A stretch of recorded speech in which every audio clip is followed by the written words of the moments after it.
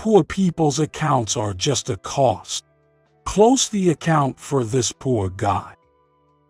Amid the laughter of my classmates, Kevin loudly declared this so that everyone could hear. I never had good memories from school, and it seems impossible to get along and forget the past now that we're all adults. Kevin and his supporters still mock me just like they used to. All right, I'll close the account. With that, I left the reunion and headed straight to the major bank where he works to close the account. It's only a matter of time before Kevin's smirking face distorts in dismay. I allow myself a slight smile as I imagine this while leaving the bank. My name is Steve Tyler. I'm 56 years old. I have a son who is already an adult and has his own family, so now it's just my wife and me living modestly. I'm just an ordinary guy, but I'm also the president of a company I started myself. Initially, it was just a small business with about 5 people, but now it has grown to include many employees. I am a high school grad, and what some might call undereducated, but I'm not embarrassed by it. I actually think it turned out for the best. However, one day, when I received an invitation to my middle school reunion, all those unpleasant memories came flooding back. Before I started middle school, my father passed away from illness, and since then, my mother raised my sister, who is 5 years younger than me, and me all by herself. It was a single-parent family. A term that's not uncommon today, but back then, single-parent families often received pity or even harassment from others. Like many, I became a target for a guy named Kevin Murphy and his cronies at the top of the school social hierarchy. I've been constantly told things like smells like poor people or poor people are contagious, making my middle school life miserable. Friends who were once close became distant, and gradually, no one would talk to me. And no wonder, siding with me meant they could be the next target. Friends who had been allies just seconds before could turn against you at any moment. Because we were kids, small issues could lead to significant disputes and disrupt a peaceful everyday life. Everyone abandoned me to better navigate their own lives. However, I never held a grudge against my classmates. If I were in their shoes, I probably would have done the same thing to defend myself. I hoped that changing grades might mean changing classes and improving my situation, but somehow, I ended up in the same class as Kevin for all 3 years. That's when I realized there's no such thing as God. Fuck, I'm stuck in the same class as that poor guy Steve again. Give me a break. Kevin was good-looking, athletic, and smart. No strong person dared to challenge him, and my 3 years were marked by dark, gloomy memories because of him. I had no particular talents nor anything I was passionate about doing. On the other hand, my sister loved studying and even wanted to take the entrance exams for private middle school. There was no point in me going to college, and if it would help my mom and sister, I decided to start working as soon as I graduated from high school. Mom told me it'd be better to go to college and not to worry about tuition, but I had no desire to go to school anymore. I was eager to start working. However, the reality is that most jobs available to someone with only a high school education involved physical labor. On my days off, I preferred staying indoors, watching movies or playing games, as I wasn't confident in my physical strength. Yet, one building maintenance company took a chance on me, and I got the job. The long-tenured colleagues warmly welcomed me, a stark contrast to Kevin and his followers. Initially, I did simple cleaning and patrols, but following a colleague's advice, I began acquiring the specialized knowledge and certifications necessary for building maintenance while working. This job, which I started somewhat randomly, turned out to be well suited for me, and I didn't find the specialized study difficult. While our work might not stand out, it's crucial because it allows the users of the building to work there with peace of mind. Supporting many people behind the scenes and sometimes being relied upon, I began to find this job fulfilling. One day off, I went to a bookstore to look for materials for a new certification study. Is that poverty smell perhaps, Steve? I heard that sneering voice suddenly from behind while I wandered through the store. A long time no see, Kevin. In his hand, he firmly held textbooks used by Harvard University students. If I had continued my education, I would have been the same age as a college junior. And yet, Harvard University, no comparison to a high school grad like me. I thought, feeling a bit sentimental. You're working, right? Bet it's nothing impressive. I'm a student at Harvard University. It's sad how big the gap is between us, even though we were classmates. Kevin said with a chuckle, dripping sarcasm before he walked away. Watching his retreating figure, I swore to myself that one day I'd prove him wrong. 10 years passed, and by the time I was 30, I had started my own company. Though I was interested in going independent, I couldn't quite take the first step until my girlfriend at the time encouraged me to do so. She later became my wife and continues to support me to this day. By the way, my sister managed to get a scholarship and enrolled in medical school. The year I started my business, she obtained her medical license. She decided to become a doctor to help others suffering from the same illness that took our father. She said it was all thanks to our mom and me, but it was her own hard work that got her through. She's now on her way to saving many lives and becoming a distinguished doctor. As for my company, having various certifications helped the business run smoothly, and I was able to secure enough work. While it's possible to work in this industry without certifications, having them definitely makes it easier. I encouraged my employees to get certified and considered it a necessary investment for the company, covering all the related costs.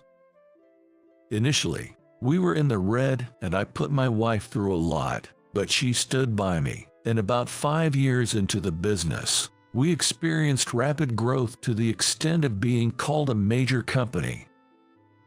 Despite being an independent company in an industry dominated by major corporations, we could stand shoulder to shoulder with them, and I felt genuinely glad I had gone independent. What's wrong? Staring at that envelope. My wife brought me back to reality. Oh, it's an invitation to the middle school reunion. Just brought back a lot of memories. My wife didn't know about my middle school days since we met after I started working, although I had told her the gist of it. So, she looked solemnly at the envelope too. I had received several invitations to reunions before, but due to my busy work schedule, I always marked will not attend and sent them back.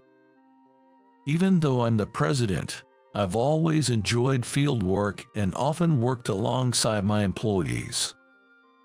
But now in my late 50s, I can't move as nimbly as before, and concerned for my well-being, my wife has made sure I now mostly stick to sales and paperwork. I could attend the reunion if I wanted to, but the past does make me hesitate a bit.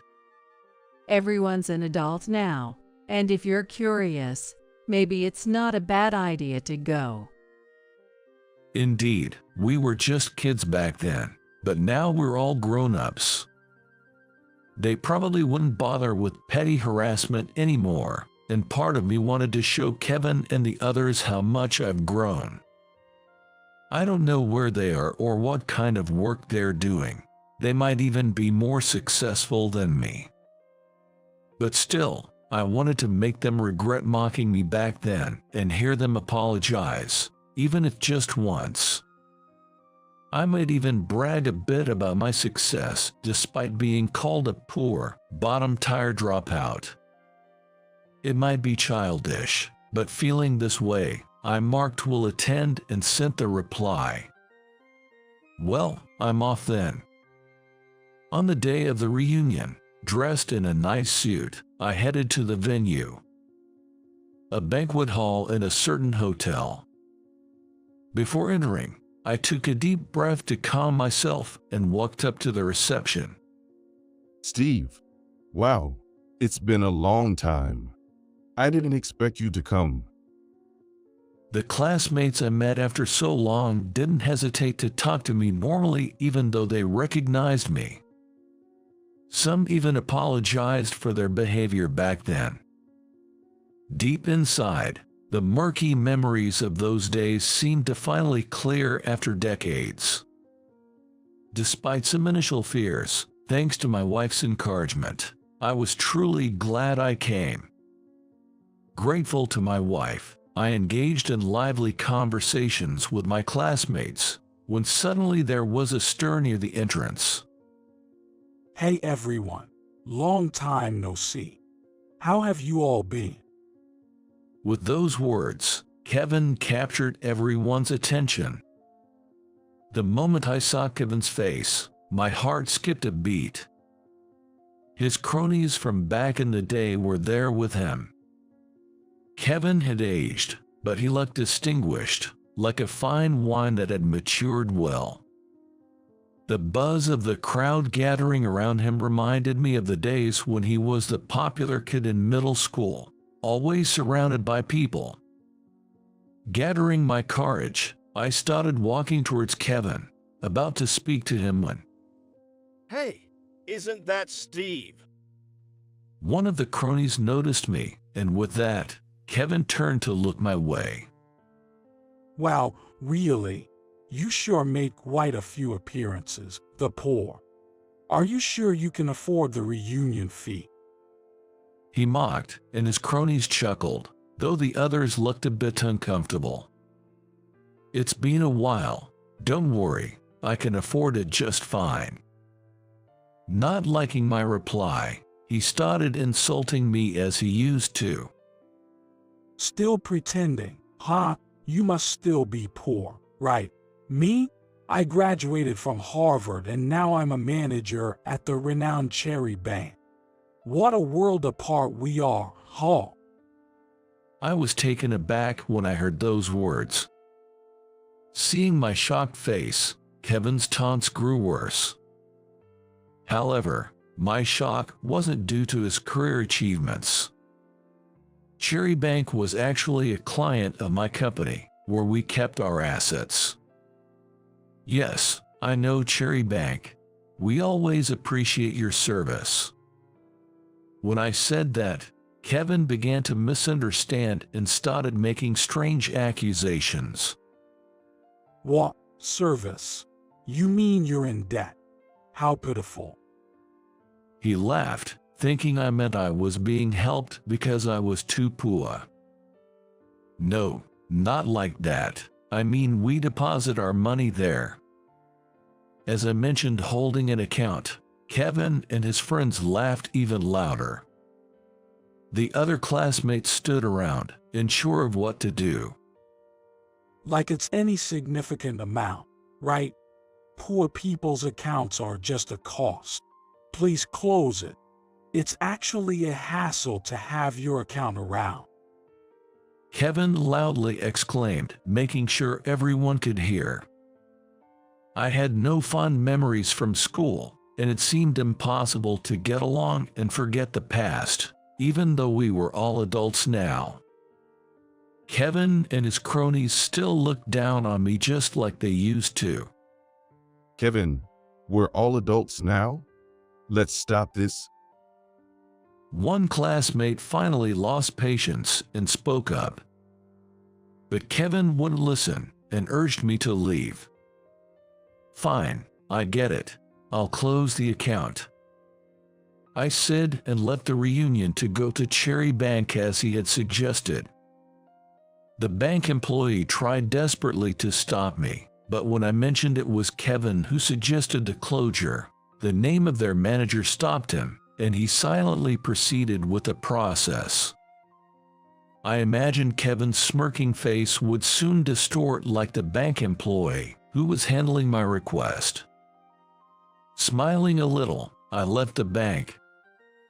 The next day, a call came through on my mobile. It was a Saturday, a day off. Despite that, the caller ID showed it was from Daniel Chavez, the president of Cherry Bank. I immediately picked up the phone, suspecting it was about the bank account. Thank you for calling, Daniel. Steve, I heard about the account cancellation from an employee. Did Kevin do something disrespectful? I've been indebted to Daniel since the start of my business, and I requested a meeting in person rather than discussing over the phone. So we set up a time to meet at the bank during business hours on Monday. On Monday, I went to Cherry Bank and waited in the reception room for Daniel. Sorry to keep you waiting, and thank you for coming all this way. While sipping coffee prepared by the secretary, I briefly shared the incident from that day and a bit about my past with Kevin. I honestly don't care about the past anymore. We were just kids back then, but the recent event is a different matter. Kevin seems to take his job seriously, well regarded by customers and beloved by his subordinates, so it seemed hard for him to digest my story. However, it didn't seem entirely unbelievable to him, and he seemed at a loss about what to do. Is Kevin at work today? If he's available, maybe you could call him here. I understand the president's desire to trust his employee, and he can't outright dismiss my side of the story as a customer. Thinking that just the two of us talking wouldn't lead to a resolution, I suggested bringing Kevin into the discussion. Daniel nodded and promptly instructed his secretary to call Kevin. Fortunately, he was in his office today and appeared soon after. Excuse me, you called for me, Daniel. Wait, why are you here? Kevin was taken aback upon seeing me and covered his mouth as if it slipped up. Well, we were discussing the account cancellation you suggested. Is that true? For a moment, Kevin's face contorted, but he quickly reverted to his usual expression. Yes, there's no mistake. It's unnecessary, right? His account is insignificant. More of a nuisance, right? Surprisingly, Kevin admitted to his remarks. At his words, Daniel sighed heavily. I can't believe you would say such things. I'm so sorry. I can't believe Kevin would say that. Please, could you reconsider the cancellation? Daniel implored, forcibly urging Kevin to apologize while also offering an apology. However, Kevin shrugged off Daniel's hand. Daniel, what are you doing? There's no need to apologize to someone like him. Even witnessing the sight of his own bank's president apologizing, Kevin, oblivious to any wrongdoing on his part, was laughing uproariously, convinced there was no need for him to apologize to me. Daniel's face grew paler as Kevin's attitude persisted. Indeed, Kevin thought I wasn't depositing much, but in reality, my company had deposited $49 million with Cherry Bank. Just apologize. Don't you know who this man is? As a manager, you should know. Indeed, it's shocking that a manager wouldn't recognize the name of a major client. Maybe he couldn't imagine it because of his preconceptions about me. Kevin, I'm the president of Tyler Building Solutions. Ever heard of it? Huh. You're the president of that company. Must be someone else with the same name, right? Are you being fooled, Daniel? This guy is just a poor, uneducated nobody. Kevin scoffed, clearly thinking it was just a coincidence of names. Despite seeing Daniel's serious demeanor, Kevin still had the audacity to deny the truth. How could that be a lie? Steve is a client with an account of $49 million at our bank. Do you understand what canceling that means? Finally grasping the situation, Kevin muttered incredulously, "A lie, right?" and held his head. As much as I regret this, given the circumstances, we'll proceed with the cancellation as Kevin suggested, right? Please don't, Daniel pleaded, dropping to his knees, but Kevin, the cause of all this, just stood there, dumbfounded. But brought back to his senses by Daniel's call, "Hey, Kevin." Kevin too began to apologize deeply to me. Unbelievable. You were the president of Tyler Building Solutions. Why didn't you say anything? We're friends, right? Friends? Don't make me laugh. Maybe we could have been if you had acknowledged your past mistakes at the reunion. Indeed, on that day, despite wanting to boast about my success, I genuinely hoped we could overcome the past and become true friends. While things didn't work out with Kevin, I have reconnected with other classmates. No matter how much you apologize, it's futile. This is the bank's policy, right? Judging people by their appearance or education. I said this while looking towards Kevin. Although he was apologizing, his eyes looked up at me, filled more with anger than apology. It must be quite humiliating for him to apologize to me after all the mockery he has subjected me to. He was boasting about being a department head at a major bank, while I, a poor high school graduate from the bottom rings, went on to start a business and achieve great success. Although it wasn't how I envisioned it, making Kevin regret his actions did clear my heart. I discreetly handed Daniel a note. It contained the name and account details of another bank. Please reconsider. I will deal firmly with Kevin. I shook my head. Please transfer the money to the bank listed there. It's a small regional bank, but they don't have disrespectful staff like Kevin, and they've always treated us very well. We'll be doing business with them from now on. A dejected Daniel and a resentful Kevin watched as I left the reception room. Afterwards, during the final procedures at Cherry Bank, I was informed by the clerk that Daniel, apparently, turned red in the face and yelled at Kevin after I left the reception room.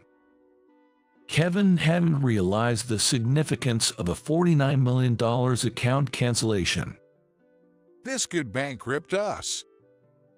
When Daniel muttered so, Kevin apparently chuckled, saying that there was no way the bank would go under. It seems Kevin based his decision to work at the bank on the belief that it was the most secure and stable workplace, as he had never heard of the bank going under. While it's rare to hear of banks failing, it has happened in the world. And no one can guarantee it won't happen in the US.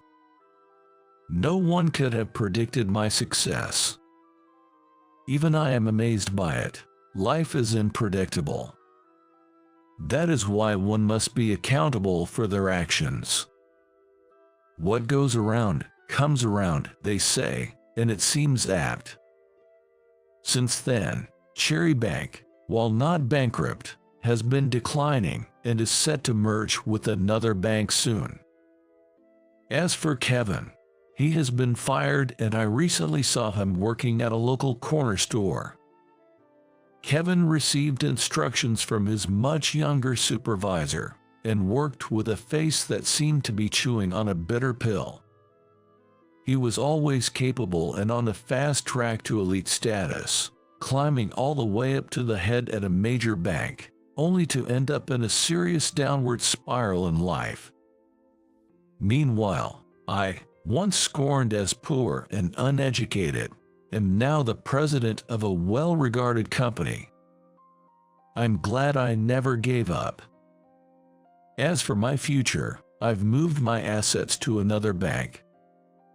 My company is thriving without issues, still dedicated to building maintenance every day. I don't want to be like Kevin, judging people by their appearance or education. You can grow at any moment if you decide to be human. Like the president of my previous company, who gave me a chance despite my lack of education, I also actively hired those eager to work, regardless of their educational background. And to my wife, who has supported me through all this without a single complaint, I am endlessly grateful.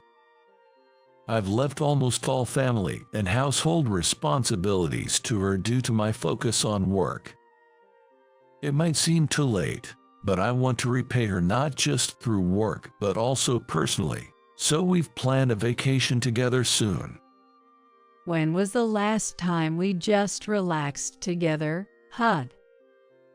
She chuckled, gathering travel brochures and smiling happily. Looking at her, I truly felt fortunate to be married to her.